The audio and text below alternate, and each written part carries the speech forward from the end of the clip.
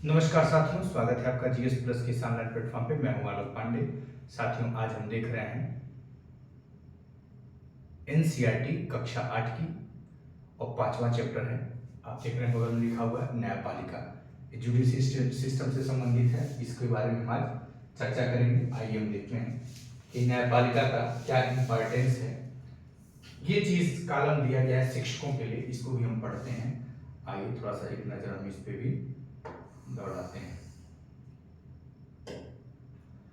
शिक्षकों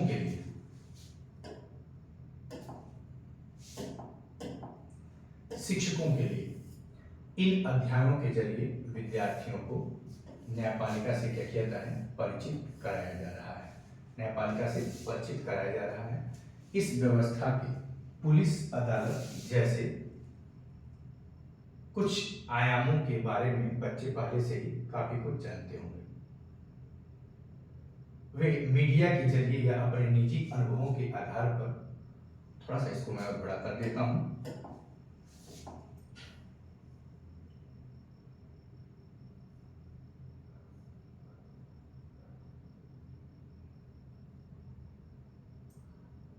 देखिए,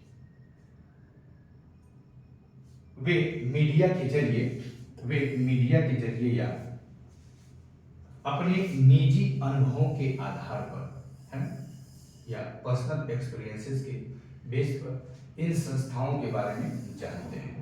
बात सही है। कभी काल ऐसा होता है कि अखबार के माध्यम से न्यायपालिका के बारे में खबर जान जाते हैं, या कभी पर्सनल एक्सपीरियंसेस, जैसे मान लीजिए आप खुद मुकदमा में फंसे हुए हैं, मुकदमा लड़ रहे हैं और कोर्ट जा रहे हैं, तो वहां पे आप न्यायपालिका के बारे में जान ही जाएंगे। इस इकाई में मुख्य प्रयास यह है कि न्याय व्यवस्था की बुनियादी जानकारी, न्याय व्यवस्था जुडिशियल सिस्टम की जो बुनियादी जानकारी है और आपराधिक न्याय व्यवस्था से संबंधित उपयोगी जानकारियों को जोड़ा जाए। यानी कि न्याय व्यवस्था की जो बेसिक नॉलेज है उससे अवगत कराया जाए आपको, और आपराधिक न्याय व्यवस्था से संबंधित उपयोगी जानकारियों को जोड़ा जाए। अध्याय 5 में जो मुद्दे उठाए गए हैं उन पर अगली कक्षाओं में भी बल दिया जाएगा। इन अध्यायों को पढ़ाते हुए विद्यार्थियों को इस बात का एहसास कराएं कि संविधान के सिद्धांतों को कायम रखने में न्यायपालिका कितनी महत्वपूर्ण भूमिका निभाती है। साथियों, न्यायपालिका का मेन मकसद यही है कि संविधान का रक्षा करना, संविधान की रक्षा करना इसका सबसे प्रमुख कार्य है। इसीलिए न्यायपालिका को क्या कहा जाता है, भारतीय संविधान का संरक्षक कहा जाता है, कस्टोडियन ऑफ इंडियन कॉन्स्टिट्यूशन कहा जाता है। ये कई बार परीक्षा में प्रश्न पूछा गया है। स्टेट पीसीएस में भी, स्टेट पब्लिक सर्विस कमीशन में भी पूछा गया प्रीलिम्स में, और संघ लोक सेवा आयोग भी अपने सीपीएफ की परीक्षा में, एनडीए की परीक्षा में, सीडीएस की परीक्षा में इसको पूछ दिया है। तो ध्यान रखिएगा, अध्याय 6 में आपराधिक न्याय व्यवस्था से जुड़े विभिन्न व्यक्तियों की भूमिका बताई गई है, ताकि विद्यार्थी हर व्यक्ति की भूमिका और न्याय के विचार को समझ सके। अध्याय 5 शुरू करने से पहले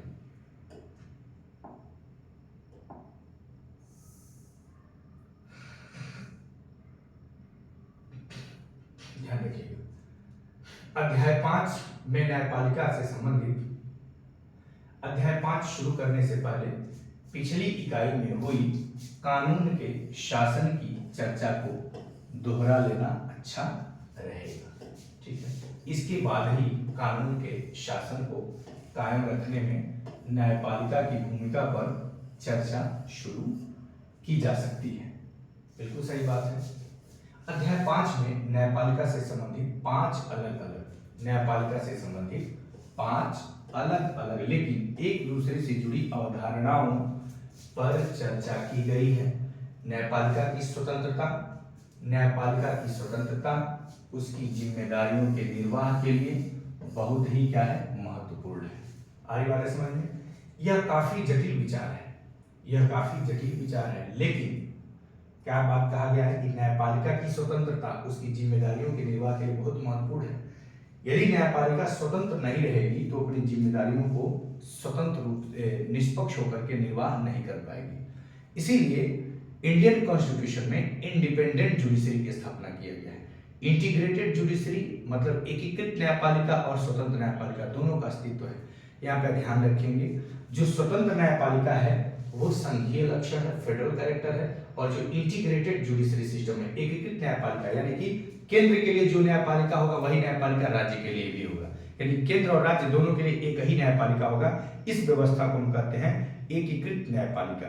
इसका मतलब क्या है, ये अर्ध संघीय व्यवस्था, क्वासी जुडिशरी, ध्यान रखिएगा, ये गैर संघीय लक्षण है न्यायपालिका का, लेकिन बच्चों को इसे समझना पड़ेगा, है कि न्यायपालिका की स्वतंत्रता कितनी जरूरी है उसे अपनी भूमिका को अदा करने के लिए। यदि हम न्यायपालिका को स्वतंत्रता नहीं देंगे, इंडिपेंडेंट नहीं रखेंगे, तो अपनी भूमिकाओं का निर्वहन नहीं कर पाएंगे। यही बात बताया जा रहा है कि लेकिन बच्चों को इसे समझना पड़ेगा, यह बहुत जरूरी है। इसे बुनियादी स्तर पर ऐसी निर्णय प्रक्रियाओं के उदाहरणों से समझाया जा सकता है जिनसे विद्यार्थी परिचित हैं। वही एग्जाम्पल लेकर हम समझाएंगे जिससे विद्यार्थी परिचित हैं। इसकी संरचना को एक मामले के जरिए दिखाया गया है। विद्यार्थियों को इस बात के लिए प्रोत्साहित किया जाए कि वे न्यायिक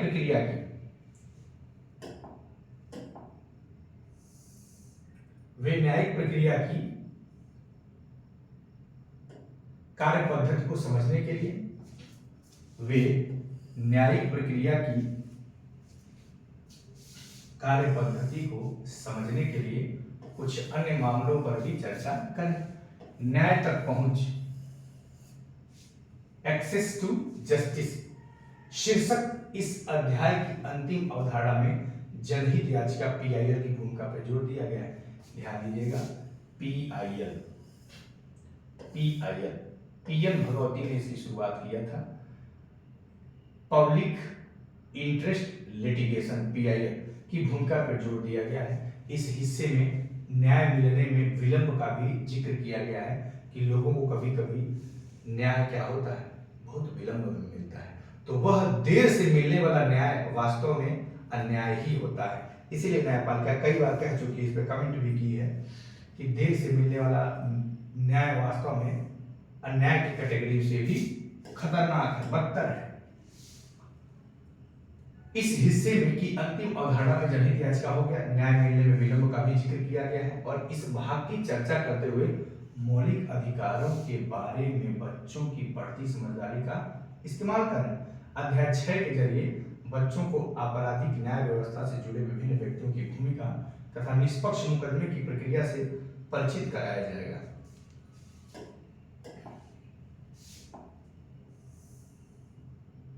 इस अध्याय की शुरुआत एक चित्रकथा पट से होती है जिसमें चोरी की एक घटना का वर्णन किया गया है। इसका चोरी की घटना का वर्णन किया गया है। इस कहानी के माध्यम से पुलिस को समझाएंगे, सरकारी वकील की कामकाज को समझाएंगे और न्यायाधीश की भूमिका को समझाएंगे तथा निष्पक्ष मुकदमे के बारे में चर्चा की गई है।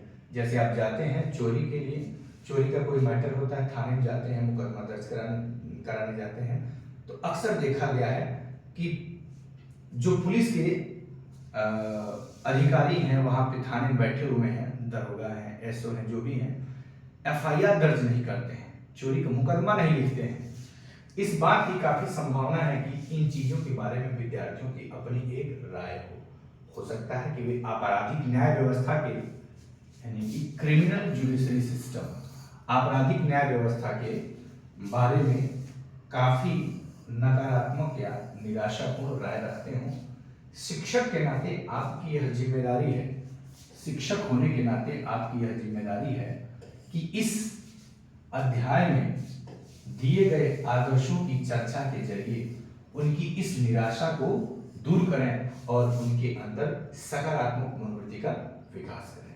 इसके लिए दो तरीके अपनाइए या अपनाए जा सकते हैं। इसके लिए दो तरीके अपनाए जा सकते हैं। एक तो आप इस बात पर जोर दे सकते हैं कि आदर्श कार्य पद्धति क्या होती है, कार्य करने के आदर्श तौर तरीके क्या हो सकते हैं, और भारतीय संविधान में दिए गए सिद्धांतों के साथ उनका क्या संबंध है। और दूसरा तरीका यह है कि इन संस्थानों के कामकाज में सचेत और जागरूक जनता के योगदान को दोहराया जाए, है। अब आइए अब हम चलते हैं न्यायपालिका पे, इनकी यही चर्चा करते हैं। न्यायपालिका देखिए, न्यायपालिका अखबार पर नजर डालते ही आपको देश भर की अदालतों के द्वारा किए जा रहे कामों की झलक मिलने लगती है। लेकिन क्या आप बता सकते हैं कि हमें इन अदालतों की जरूरत क्यों पड़ती है? सभी जानते हैं न्याय के लिए, जैसा कि आप इकाई 2 में पढ़ चुके हैं कि हमारे देश में कानून का शासन चलता है। इसका मतलब यह है कि सभी कानून, हमारे देश में क्या चलता है? कानून का शासन चलता है। ध्यान रखिएगा, हमारे देश में कानून का शासन चलता है और सभी इस कानून के अधीन है। इसका मतलब यह है कि सभी कानून सभी लोगों पर समान रूप से लागू होते हैं। और जब किसी कानून का उल्लंघन किया जाता है तो एक निश्चित प्रक्रिया अपनाई जाती है। कानून के शासन को लागू करने के लिए हमारे पास एक न्याय व्यवस्था है। ध्यान रखिएगा, कानून के शासन को लागू करने के लिए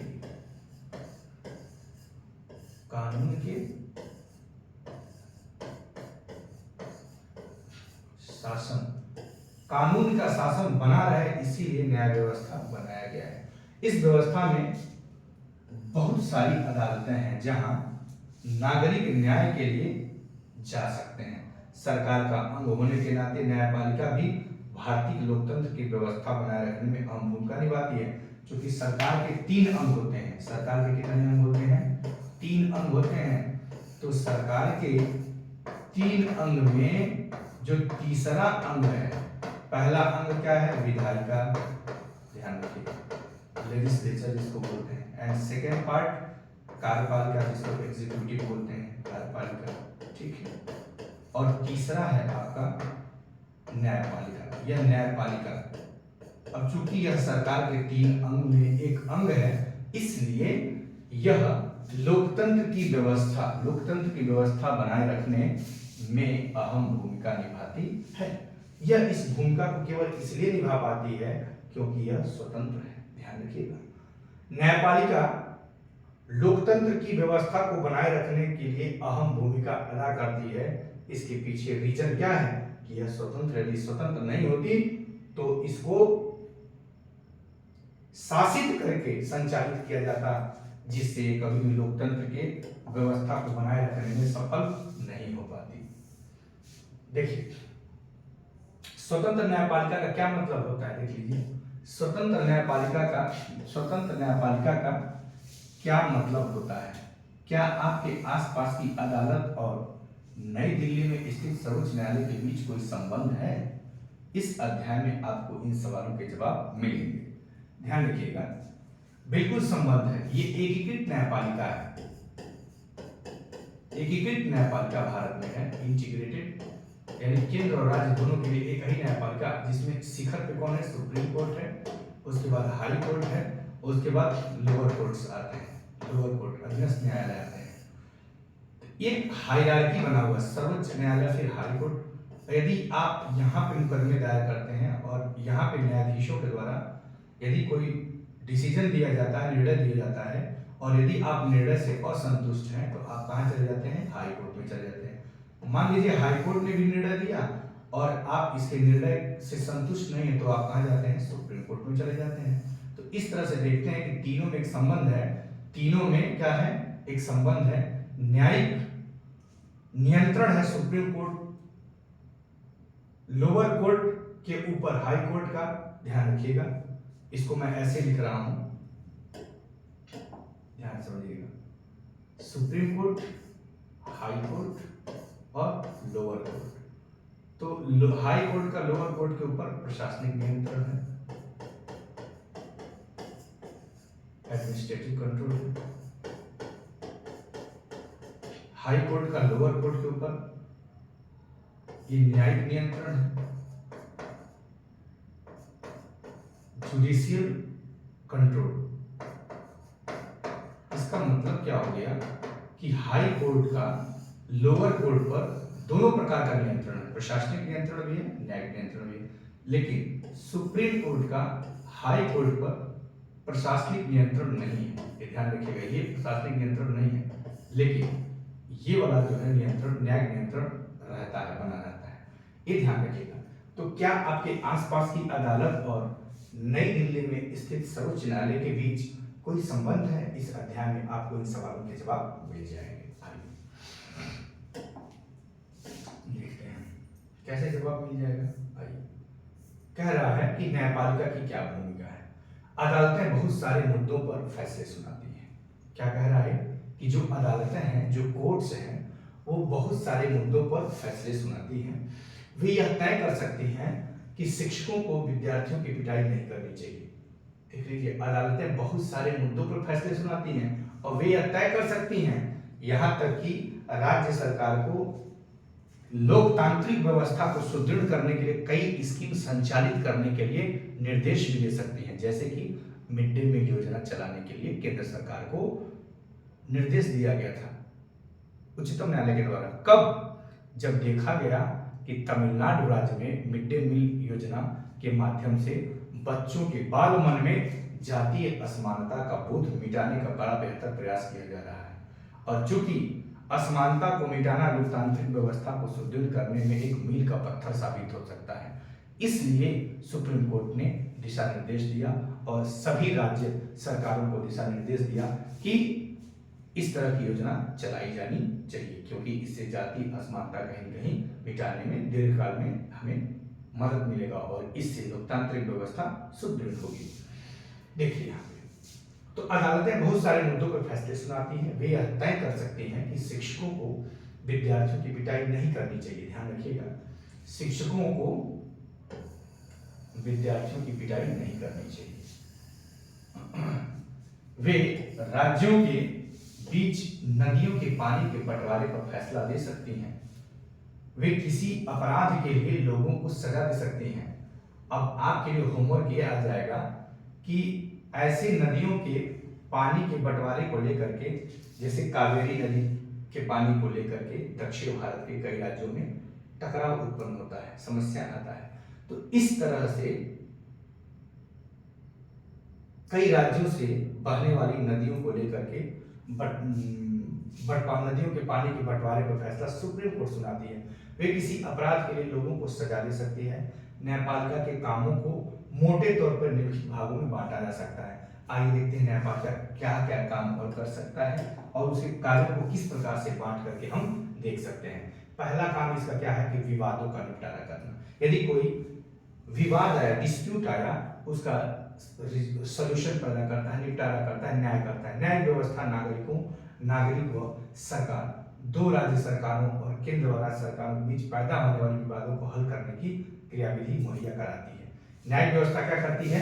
ध्यान रखिए, जो जुडिशरी सिस्टम वो क्या करती है? नागरिकों, यानी एक नागरिक है और ये है नागरिकों, इनके बीच यदि कोई डिस्प्यूट उत्पन्न हो गया तो इनको उसका निपटारा करती है। उसके बाद नागरिक और सरकार के बीच में कोई आ गया, जैसे मैं हूं और स्टेट गवर्नमेंट हो गया या सेंट्रल गवर्नमेंट हो गया, हमारे और इसके बीच कोई विवाद आ गया, डिस्प्यूट हो सकता है सैलरी को लेकर के, पेंशन को लेकर के, किसी भी चीज को लेकर के डिस्प्यूट हो गया, तो नागरिक और सरकार के बीच अथवा दो राज्य सरकारों के बीच, मान लीजिए यूपी और उत्तराखंड यूके के बीच कोई विवाद चल रहा है, तो इसके विवादों को निपटारा करने के लिए कोर्ट है।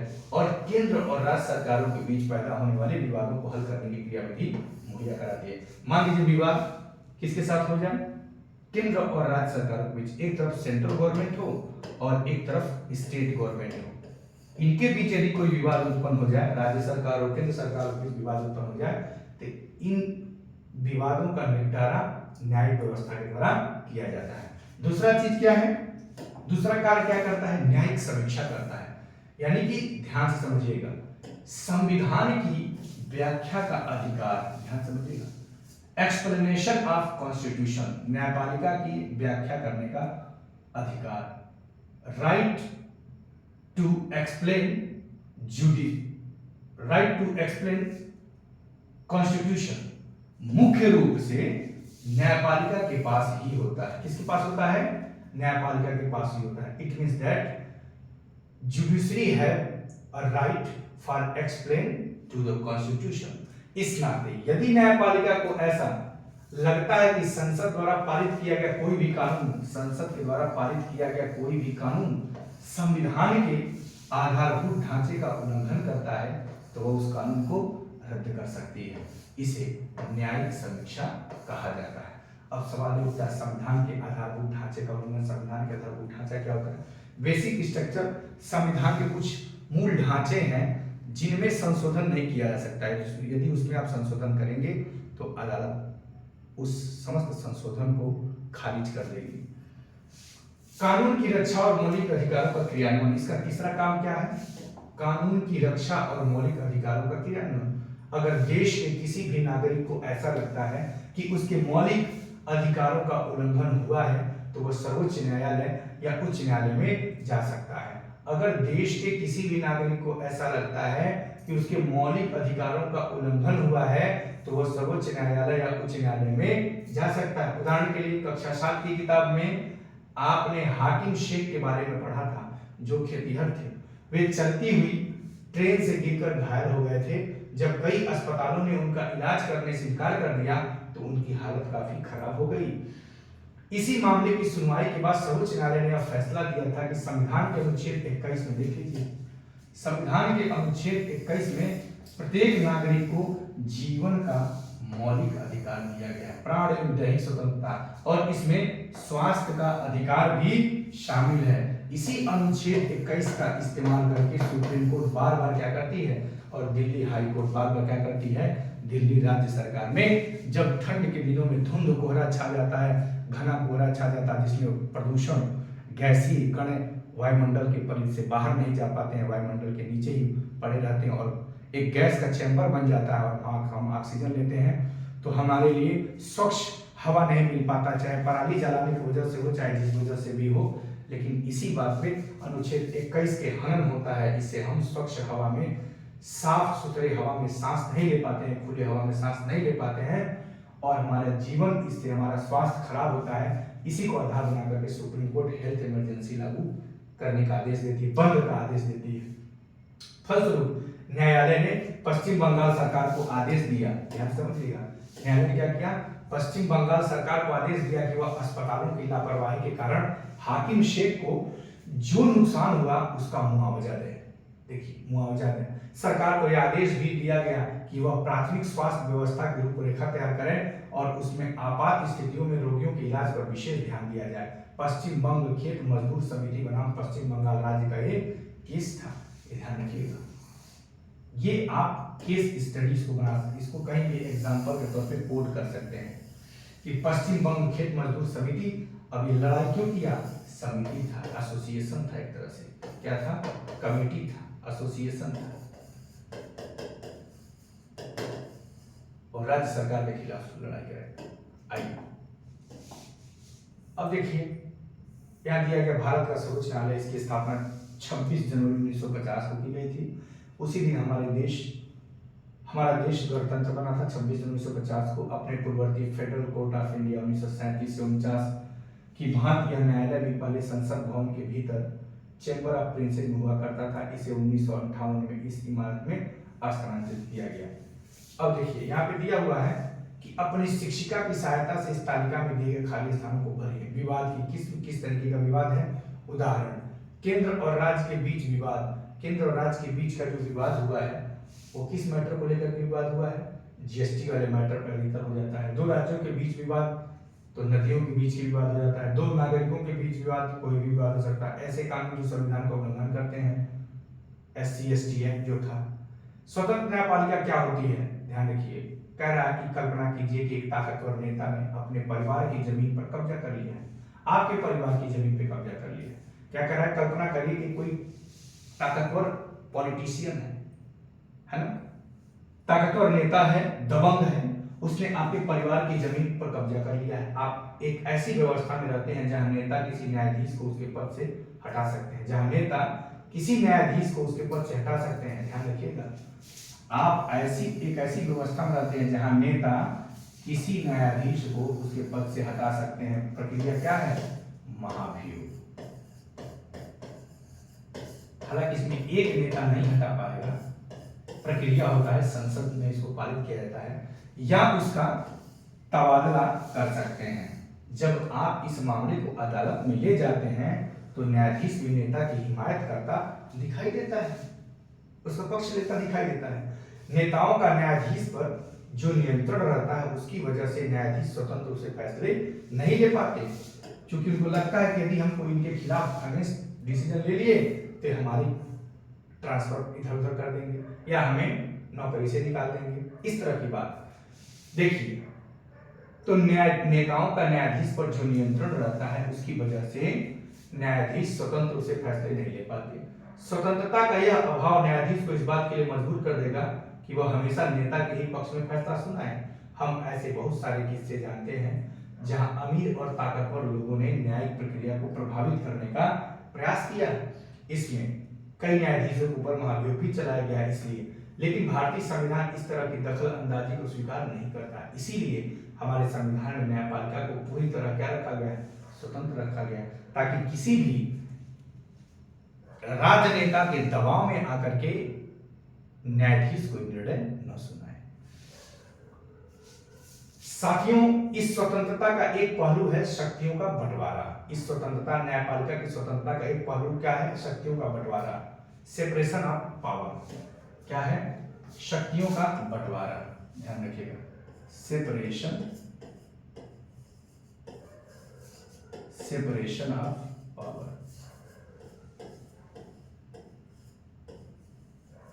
सेपरेशन ऑफ पावर, जैसा कि आपने पहले अध्याय में पढ़ा था, यह हमारे संविधान का एक बुनियादी पहलू है।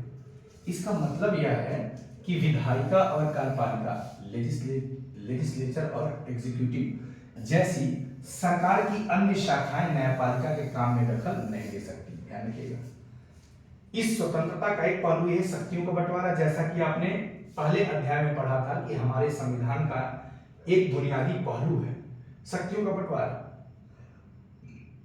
ठीक है ना? इसका मतलब यह है कि विधायिका और कार्यपालिका जैसी सरकार की अन्य शाखाएं न्यायपालिका के काम में दखल नहीं दे सकती। अदालतें सरकार के अधीन नहीं है और न ही वे सरकार की ओर से काम करती हैं। शक्तियों के इस बंटवारे को दुरुस्त रखने के लिए, ध्यान रखिएगा, शक्तियों का जो बंटवारा है, सेपरेशन ऑफ पावर, शक्तियों के इस बंटवारे को दुरुस्त रखने के लिए यह भी महत्वपूर्ण है कि उच्च न्यायालय और सर्वोच्च न्यायालय के सभी न्यायाधीशों की नियुक्ति में सरकार की अन्य शाखाओं का कोई दखल न हो। इसीलिए एक बार नियुक्त हो जाने के बाद किसी न्यायाधीश को हटाना बहुत मुश्किल होता है ना?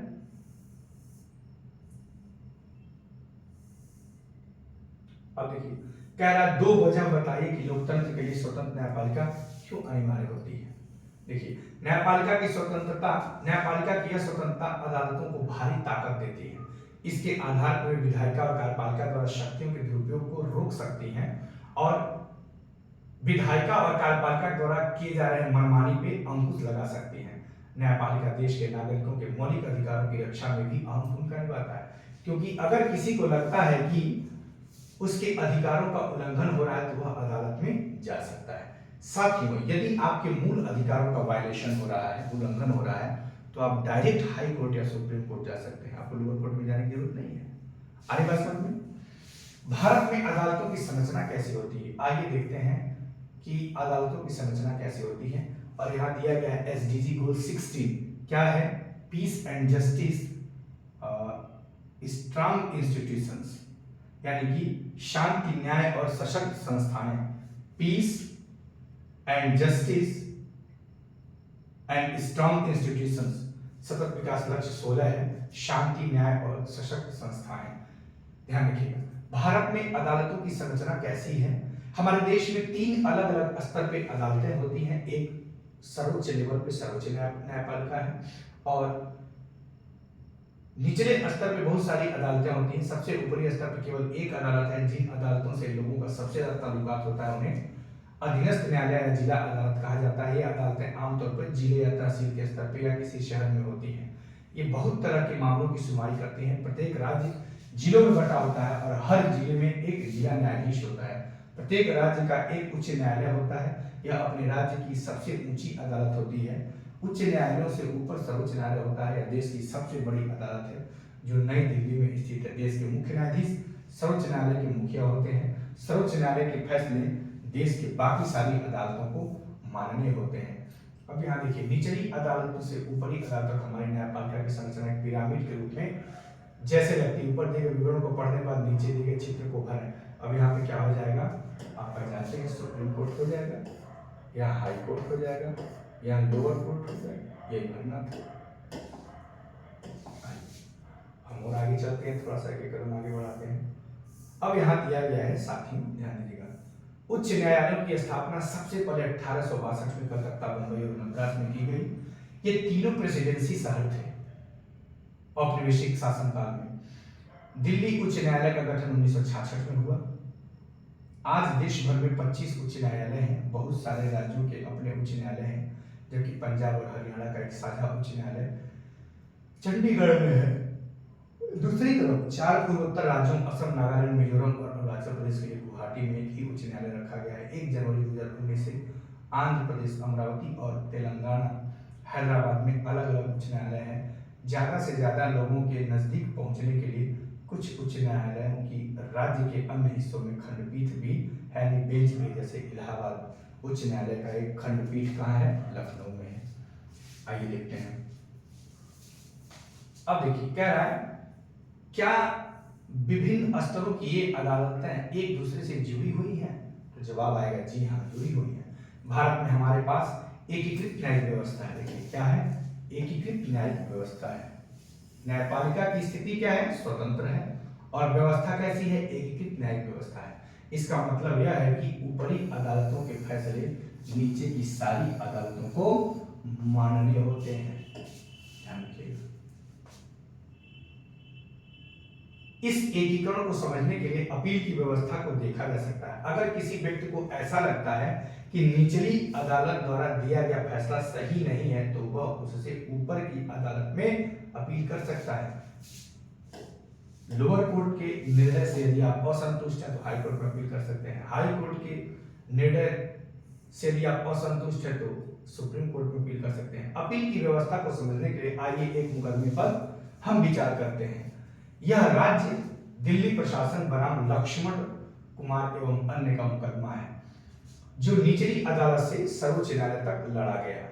1980 के फरवरी महीने में लक्ष्मण कुमार ने 20 वर्षीय सुधा गोयल से विवाह किया था। ये देख लीजिए, 20 वर्षीय सुधा गोयल से विवाह किया था, यानी कि एज तो ठीक था, कानूनी था।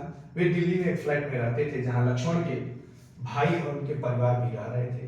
2 दिसंबर 1980 को सुधा की अस्पताल में मौत हो गई। वह जली हुई थी। सुधा के घर वालों ने अदालत में मुकदमा दायर किया। जब निचली अदालत के सामने यह मुकदमा आया, तो 4 पड़ोसियों को भी गवाह के तौर पर बुलाया गया था। पड़ोसियों ने अपने बयान में कहा कि 1 दिसंबर की रात को उन्होंने सुधा की चीख सुनी थी और मामला जानने के लिए वे बलपूर्वक लक्ष्मण के घर में घुसे। वहां उन्होंने देखा कि सुधा की साड़ी से आग की लपटें उठ रही थी। उन्होंने सुधा को एक बोरे और कंबल में लपेटकर आग बुझाई। सुधा ने उन्हें बताया कि उसकी सास शकुंतला ने उसके ऊपर मिट्टी का तेल डाला था और लक्ष्मण कुमार ने आग लगाई थी। मुकदमे के दौरान सुधा के परिवार वालों और एक पड़ोसी ने कहा कि सुधा के ससुराल वाले उसके साथ बहुत ज्यादा मारपीट करते थे।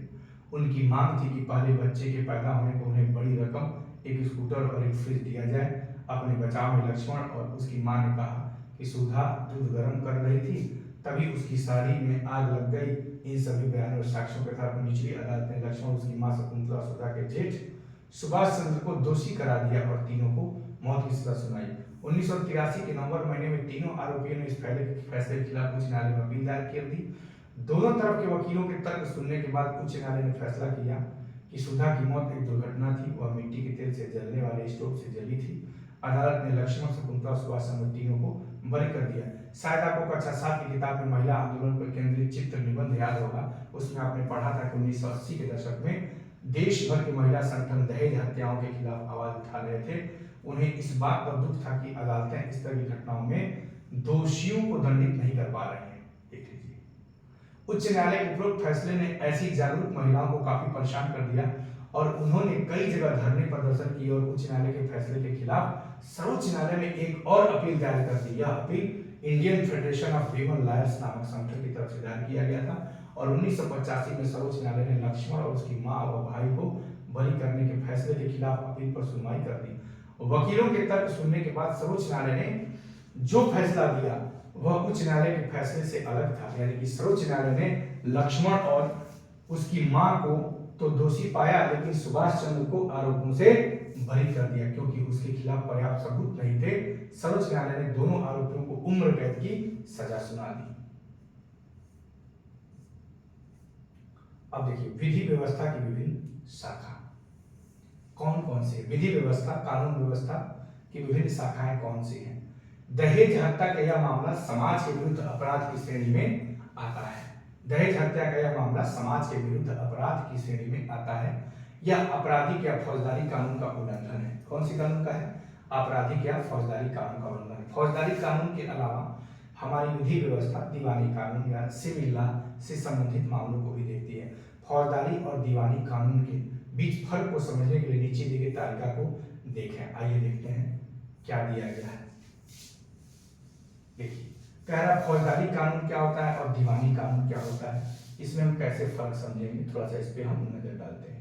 कह रहा है फौजदारी कानून ये ऐसे व्यवहार या क्रियाओं से संबंधित है जिन्हें कानून में अपराध माना गया है। उदाहरण के लिए चोरी, दहेज के लिए औरत को तंग करना, हत्या।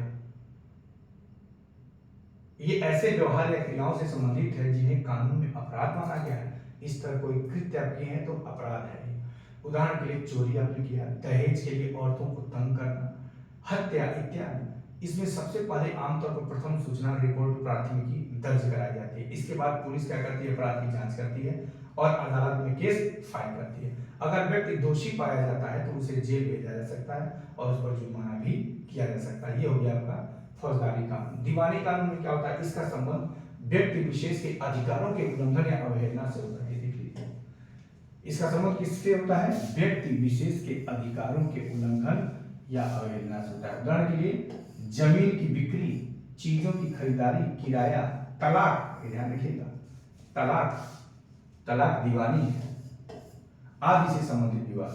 प्रभावित पक्ष की ओर से न्यायालय में एक याचिका दायर की जाती है। प्रभावित पक्ष की ओर से इसमें क्या कहता है? न्यायालय में एक याचिका दायर की जाती है। अगर मामला किराए से संबंधित है तो मकान मालिक या किराएदार मुकदमा दायर कर सकता है। अदालत राहत की व्यवस्था करती है। उदाहरण के लिए अगर मकान मालिक और किराएदार के बीच विवाद है तो अदालत यह आदेश दे सकती है कि किराएदार मकान को खाली करें और बकाया किराया चुकाएं। इस तरह का आदेश कर सकती है। देखिए फौजदारी और दीवानी कानूनों के बारे में आप जो समझते हैं उसके खिलाफ इस तालिका को भरें। उल्लंघन करने, कुछ लड़के स्कूल जाते वक्त लड़कियों को हर रोज परेशान करते हैं, छेड़खानी कर लेते हैं। ये क्या हो जाएगा? व्यक्ति विशेष के अधिकार को उल्लंघन हो जाएगा। एक किराएदार को मकान खाली करने के लिए मजबूर किया जा रहा है।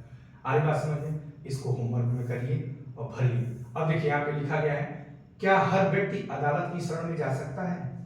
सिद्धांततः भारत के सभी नागरिक देश के न्यायालयों की शरण में जा सकते हैं। इसका अर्थ यह है कि प्रत्येक नागरिक को अदालत के माध्यम से न्याय मांगने का अधिकार है। जैसा कि आपने पीछे पढ़ा है कि न्यायालय हमारे मौलिक अधिकारों की रक्षा में बहुत महत्वपूर्ण भूमिका निभाते हैं। अगर किसी नागरिक को ऐसा लगता है कि उसकी जो मौलिक अधिकार है, ध्यान रखिएगा, उसके मौलिक अधिकारों का, अगर किसी नागरिक को ऐसा लगता है कि उसके मौलिक अधिकारों का उल्लंघन हो रहा है तो न्याय के लिए अदालत में जा सकता है।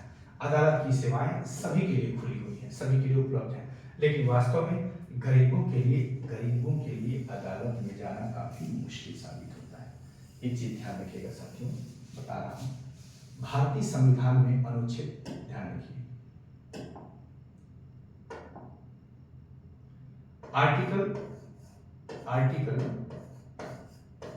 39 क्लास ए निःशुल्क विधिक सहायता की बात किया गया है। यदि कोई गरीब है, सक्षम नहीं है अदालत में जाने और अदालत का फीस चुकाने के लिए, तो राज्य सरकार क्या करती है? डीपीएसपी मतलब राज्य के नीति तत्व में अनुच्छेद 39A का सहारा लेकर के इनके लिए निःशुल्क विधिक सहायता कर सकती है। निःशुल्क वकील को तय कर सकती है और मुकदमा के लिए लड़ने की व्यवस्था कर सकती है।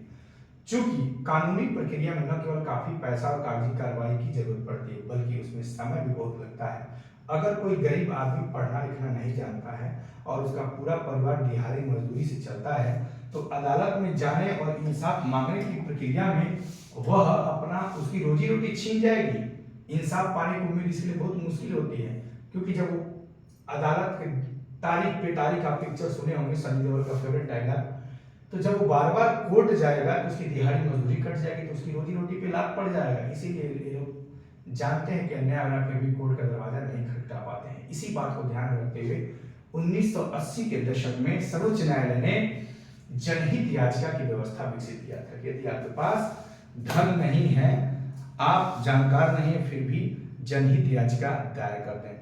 अब आप नहीं कर पा रहे हैं तो कोई भी पढ़ा लिखा व्यक्ति भी किसी दूसरे के लिए जनहित याचिका दायर कर सकता था। तो ध्यान से समझिएगा, जनहित याचिका सर्वोच्च न्यायालय ने विकसित किया था। किसने विकसित किया था? 1980 के दशक में। किस दशक में? 1980 के दशक में। किसने विकसित किया था? सर्वोच्च न्यायालय ने। क्या विकसित किया था? जनहित याचिका की व्यवस्था विकसित की थी। इस तरह सर्वोच्च न्यायालय ने न्याय तक ज्यादा से ज्यादा लोगों की पहुंच स्थापित करने के लिए प्रयास किया।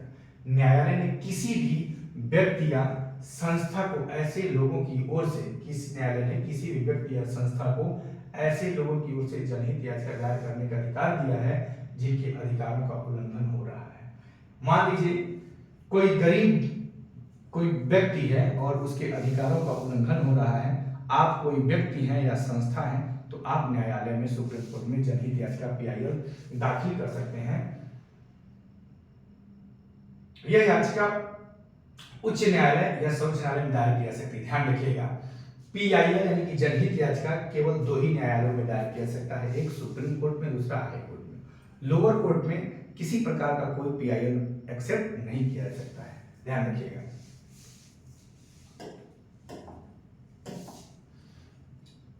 यह याचिका उच्च न्यायालय या सर्वोच्च न्यायालय में दायर की जा सकती है। न्यायालय ने कानूनी प्रक्रिया को बेहद सरल बना दिया है। अब सर्वोच्च न्यायालय या उच्च न्यायालय के नाम भेजे गए पत्र या तार टेलीग्राम को भी जनहित याचिका माना जा सकता है। शुरुआती सालों में जनहित याचिका के माध्यम से बहुत सारे मुद्दों पे लोगों को न्याय दिलाया गया था। बंधुआ मजदूरों को अमानवीय श्रम से मुक्ति दिलाने और बिहार में सजा काटने के बाद भी रिहा नहीं किए गए कैदियों को रिहा करवाने के लिए जनहित याचिका का ही इस्तेमाल किया गया था। क्या आप जानते हैं कि सरकारी और सरकारी सहायता प्राप्त स्कूलों में बच्चों को दोपहर का जो भोजन मिड डे मील दिया जाता है, उसकी व्यवस्था भी एक जनहित याचिका के फलस्वरूप ही हुई थी। दाईं ओर दिए गए चित्रों को देखें और नीचे दिए गए विवरण को पढ़ें। यानी कि मिड डे मील की व्यवस्था PIL के माध्यम से किया गया, यानी न्यायालयीय निर्देश का परिणाम था। चित्र 1, वर्ष 2001 में राजस्थान और उड़ीसा में पड़े सूखे की वजहों से लाखों लोगों के सामने भोजन का भारी अभाव पैदा हो गया था। और चित्र 2 कह रहा सरकारी गोदाम अनाज से भरे पड़े थे, बहुत सारा गेहूं चूहों की भेंट चढ़ गया था। चित्र 3 में इस स्थिति को देखते हुए, अब ध्यान रखिएगा, इस स्थिति को देखते हुए people's union for civil liberties है ना, यानी कि PUCL, people's union for civil liberties नामक एक संगठन ने क्या किया? सर्वोच्च न्यायालय में जनहित याचिका दायर किया। थोड़ा सा मैं आपको दिखाऊं। सर्वोच्च न्यायालय ने क्या किया? जनहित याचिका दायर किया। याचिका में कहा गया था कि संविधान के अनुच्छेद 21 में दिए गए जीवन के मौलिक अधिकारों में भोजन का अधिकार भी शामिल है। ये देखिए, अभी स्वास्थ्य का अधिकार और भोजन का अधिकार कह रहा है, मौलिक अधिकारों में भोजन का अधिकार भी शामिल है। राज्य की इस दलील को भी गलत साबित कर दिया गया कि उसके पास संसाधन नहीं है। राज्य इतना बेवकूफ कि वो दलील क्या कोर्ट में देता है कि मेरे पास संसाधन नहीं है, जबकि अनाजों में, सरकारी गोदामों में अनाज भरे पड़े हुए थे और चूहों की भेंट चढ़ रहे थे, चूहे उसको खा रहे थे। इसका आधार यह था कि सरकारी गोदाम अनाज से भरे हुए थे। तब सर्वोच्च न्यायालय ने आदेश दिया कि सबको भोजन उपलब्ध कराना राज्य का दायित्व है।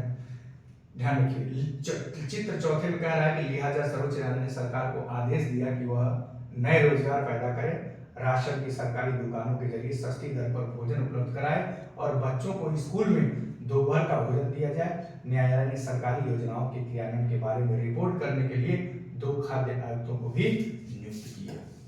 देख लीजिए कैसे न्यायिक व्यवस्था के द्वारा, न्यायपालिका के द्वारा कैसे लोकतांत्रिक व्यवस्था सुदृढ़ किया जा रहा है। आ रही बात है समझ में? यहाँ पे जो फिगर बनाया गया है ये सब फिगर है। देखिए फिगर 1 है, ये फिगर 2 है, सूखा पड़ गया उड़ीसा में, मर रहे हैं, ये अनाज की बोरी पड़ी हुई है लेकिन लोगों को भोजन नहीं मिल रहा है। यहाँ देखिए तीसरा केस है, ये है तीसरे फिगर है, तीसरा फिगर में क्या दिया गया है, इस भोजन के अधिकार के लिए ये लोग आंदोलन कर रहे हैं। फिर यहाँ पे चौथा जो चित्र में दिखा गया है ना, इस तरह से। अब देखिए आम आदमी के लिए अदालत तक पहुंचना ही न्याय तक पहुंचना होता है। आम आदमी के लिए अदालत तक पहुंचना ही न्याय तक पहुंचना होता है। अदालतें नागरिकों के मौलिक अधिकारों की व्याख्या में एक अहम भूमिका निभाती है। जैसा कि आपने उपरोक्त उदाहरणों में देखा कि अदालत ने आर्टिकल 21 की ही व्याख्या करके दिल्ली राज्य सरकार को आड़े हाथों बार बार लेती है ठंड के सीजन में, और भोजन की गारंटी की बात, स्वास्थ्य की बात, इस सभी अनुच्छेद 21 की व्याख्या करने के बाद यह कहा था कि जीवन के अधिकार में भोजन का अधिकार भी शामिल होता है। इसके अलावा इंटरकास्ट मैरिज को कहता है आर्टिकल 21 के तहत ये मौलिक अधिकार है, इंटरकास्ट मैरिज। इसीलिए अदालत ने राज्य को आदेश दिया कि दोपहर के भोजन की योजना यानी कि मिड डे मील सहित सभी लोगों को भोजन मुहैया कराने के लिए आवश्यक कदम उठाएं। लेकिन अदालत के कुछ फैसले ऐसे भी रहे जिन्हें, अब देखिए, लेकिन अदालत के कुछ फैसले ऐसे भी रहे हैं जिन्हें लोग आम आदमी के लिए नुकसानदेह मानते हैं। उदाहरण के लिए गरीबों के आवास अधिकार जैसे मुद्दों पर काम करने वाले कार्यकर्ताओं का मानना है कि बस्तियों, झुग्गियों, झोपड़ियों को बेदखल करने के बारे में अदालत द्वारा दिए गए हाल के फैसले पुराने फैसलों के विरुद्ध हैं। हाल के फैसलों में झुग्गी निवासियों को शहर में घुसपैठियों की तरफ देखा जा रहा है। आइए देखिए, ओल्गा टेलिस बनाम बंबई नगर निगम के मुकदमे में न्यायालय ने क्या किया, एक महत्वपूर्ण फैसला दिया है। न्यायालय ने क्या किया, एक महत्वपूर्ण फैसला दिया। इस फैसले में अदालत ने आजीविका के अधिकार को जीवन का अधिकार का हिस्सा बताया। देख लीजिए, इस अदालत में आजीविका के अधिकार को, अब यही आपसे केस पूछ देगा कि ओल्गा टेलिस बनाम बंबई नगर निगम के मुकदमे में न्यायालय ने एक महत्वपूर्ण फैसला दिया। इस फैसले में अदालत ने आजीविका के अधिकार को जीवन के अधिकार का हिस्सा बताया। नीचे इस फैसले के कुछ अंश दिए गए हैं, इन्हें पढ़ने पर पता चलता है कि न्यायाधीशों ने जीवन के अधिकार को आजीविका के अधिकार से किस तरह जोड़कर देखा है। न्यायाधीशों ने जीवन के अधिकार को आजीविका के अधिकार से किस तरह जोड़ करके देखा है। अब आइए यहां देखते हैं अनुच्छेद 21 द्वारा दिए गए जीवन के अधिकार का दायरा वास्तव में बहुत बड़ा है, बहुत विस्तृत है। अनुच्छेद 21 द्वारा दिए गए जीवन के अधिकार का दायरा बहुत व्यापक है। जीवन का मतलब केवल जैविक अस्तित्व बनाए रखने से कहीं ज्यादा होता है। इसका मतलब केवल यह नहीं है कि कानून के द्वारा तय की गई प्रक्रिया जैसे मृत्यु दंड देने और उसे लागू करने के अलावा और किसी तरीके से किसी की जान नहीं ली जा सकती। जीवन के अधिकार का यह एक आयाम है। जीवन के अधिकार का यह एक आयाम है। इस अधिकार का इतना ही महत्वपूर्ण पहलू आजीविका का अधिकार भी है, क्योंकि कोई भी व्यक्ति जीने के साधनों यानी आजीविका के बिना जीवित नहीं रह सकता। किसी व्यक्ति को पटरी या झुग्गी बस्ती से उजाड़ देने पर उसके आजीविका के साधन फौरन खत्म हो जाते हैं, नष्ट हो जाते हैं। यह एक ऐसी बात है जिसे हर मामले में साबित करने की जरूरत नहीं है। प्रस्तुत मामले में आनुभविक साक्ष्यों से यह सिद्ध हो जाता है कि याचिकाकर्ता झुग्गियों और पटरियों पर रहते हैं। याचिकाकर्ता झुग्गियों और पटरियों पर रहते हैं क्योंकि वे शहर में छोटे मोटे काम धंधों में लगे होते हैं और उनके पास रहने की कोई और जगह नहीं होती। वे अपने काम करने की जगह के आसपास ही किसी पटरी या झुग्गियों में रहने लगते हैं। इसलिए अगर उन्हें पटरी या झुग्गियों से हटा दिया जाए तो उनका रोजगार स्वतः छीन जाता है। इसका निष्कर्ष यह निकलता है कि याचिकाकर्ता को उजाड़ने से वे अपनी आजीविका से हाथ धो बैठेंगे और इस प्रकार जीवन से भी वो वंचित हो जाएंगे। इसमें जीवन का अधिकार कहीं कहीं क्या होगा, गड़बड़ होगा। इसीलिए केंद्र सरकार जब 2014 में सत्ता में आई थी, स्ट्रीट वेंडर्स एक्ट, पथ विक्रेता जीविका संरक्षण और पथ विक्रय विनिमय अधिनियम 2014 बना करके इनके इस जीवन जीने के अधिकार को कानून के द्वारा क्या कर दिया, जोड़ दिया गया और इनको जीवन जीने के लिए यथावत व्यवस्था बना दिया गया। जबकि पहले वाले फैसले जैसे कि 1985 में ओल्गा टेनिस बनाम बंबई नगर निगम को मुकदमे दिया गया फैसला में झुग्गी वासियों की आजीविका बचाने का प्रयास किया जा रहा था। न्याय तक आम लोगों की पहुंच को प्रभावित करने वाला एक मुद्दा यह है कि मुकदमे की सुनवाई में अदालतें कई साल लगा देती हैं। इसी देरी को ध्यान में रखते हुए अक्सर यह कहा जाता है कि इंसाफ में देरी यानी इंसाफ का क्या है, कत्ल है। साथियों, न्यायाधीशों की नियुक्तियों में होने वाली विलंब कहीं कहीं यह भी दिक्कत करता है, परेशान करता है। हरी बात समझ में?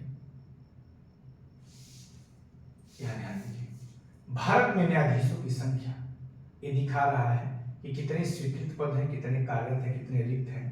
और ये तो किस जग जाहिर है कि वास्तव में न्यायपालिका में न्यायाधीशों की कमी है। यहाँ एक चित्र दिखाया गया है, ध्यान दीजिएगा। यहाँ दिखाया गया एक चित्र, फिगर बनाया गया है और इसमें इस चित्र में 22 मई 1987 को मारे गए हाशिमपुरा के 43 मुसलमानों के कुछ परिजन दिखाई दे रहे हैं। ये परिवार पिछले 31 साल से न्याय के लिए संघर्ष किए थे। मुकदमा शुरू होने में जो इतना विलंब हुआ उसके कारण सितंबर 2002 में सर्वोच्च न्यायालय ने यह मामला उत्तर प्रदेश से दिल्ली स्थानांतरित कर दिया था।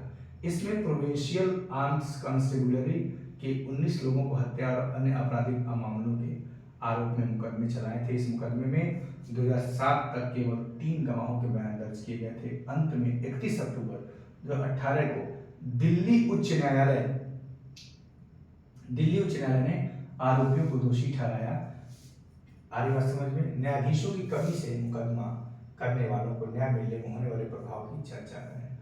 अब यहाँ ध्यान रखिएगा, कह रहा है कि ये सही है कि न्यायाधीशों की संख्या भारत में कम है। प्रति व्यक्ति जैसे व्यक्तियों के अनुपात में न्यायाधीशों की उपस्थिति वास्तव में बहुत कम है। यह एक महत्वपूर्ण अवरोध है जिससे सही समय पे पीड़ितों को न्याय नहीं मिल पाता है। इसके बावजूद इस बात से इनकार नहीं किया जा सकता कि लोकतांत्रिक भारत में न्यायपालिका ने एक महत्वपूर्ण भूमिका निभाई है।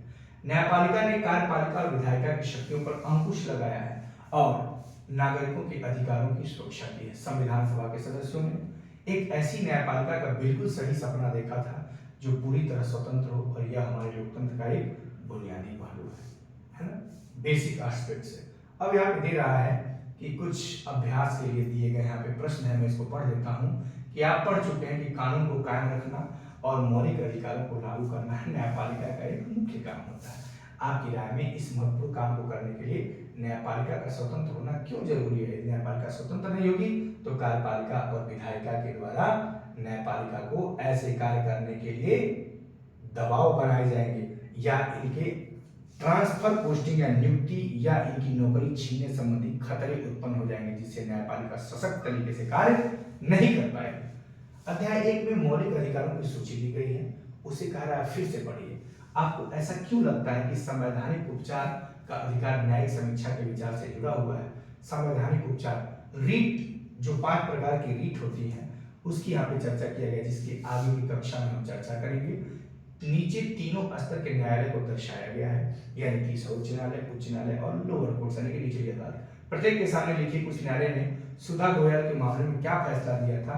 अपने जवाब को कक्षा के विद्यार्थियों द्वारा दिए गए जवाबों के साथ मिलाकर देखें। सुधा गोयल मामले को ध्यान रखते हुए नीचे दिए गए बयानों को पढ़िए, जो वक्तव्य सही है उन पर सही का निशान लगाइए, जो गलत है उनको ठीक है। आरोपी इस मामले को उच्च न्यायालय कर गए क्योंकि वे निचले न्यायालय के फैसले से सहमत नहीं थे। बिल्कुल सही बात है। वे सर्वोच्च न्यायालय के फैसले के खिलाफ उच्च न्यायालय में चले गए। बिल्कुल सही है। अगर आरोपी सर्वोच्च न्यायालय के फैसले से संतुष्ट नहीं है तो दोबारा निचली अदालत जा सकते हैं। गलत। सर्वोच्च न्यायालय के फैसले से भी आप संतुष्ट नहीं है तो दोबारा निचली अदालत नहीं जा सकते हैं, बल्कि एक बार क्यूरेटिव याचिका दायर कर सकते हैं, पुनर्विचार याचिका दायर कर सकते हैं। सुप्रीम कोर्ट अपना निर्णय दिया है तो वैसे तो ये सभी पक्षों पर मान्य होता है, बाध्यकारी होता है।